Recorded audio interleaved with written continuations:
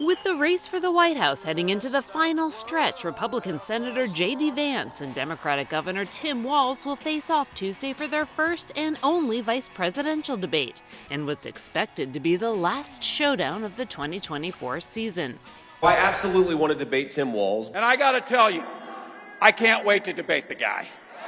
The matchup in New York comes just 5 weeks before Election Day, with early voting in some states already underway and polls showing a razor-thin contest. While historically vice presidential debates haven't done much to move the needle, this year could be different. Even though they're the vice presidential candidates, it's kind of the closing argument in a way. It's the last time we will see the opponents on stage together, and it's the last time for anybody to do any sort of comparison shopping in that regard. Both Vance and Walz entered the spotlight this summer as relative unknowns on the national stage, and both head into Tuesday's square-off with their own set of challenges. Among the biggest for Vance, likability. A new AP Norc poll shows that about half of registered voters have an unfavorable view of the Ohio senator, up from about 40% in late July.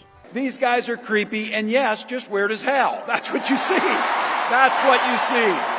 He does have this kind of deficit in popularity among the public. He's got this tendency to sort of insult segments of the audience that he ought to be courting. And so he certainly has some PR work to do on his own behalf. Walz, meanwhile, is bracing for attacks over his military service and his progressive record in Minnesota, as Vance looks to prove the Democratic ticket is too far left for mainstream voters. Tim Walz's record is a joke. He's been one of the most far-left radicals in the entire United States government. Schroeder says while Vance is hoping to regain some ground after Donald Trump's shaky performance against Kamala Harris, the top priority for Walz, do no harm.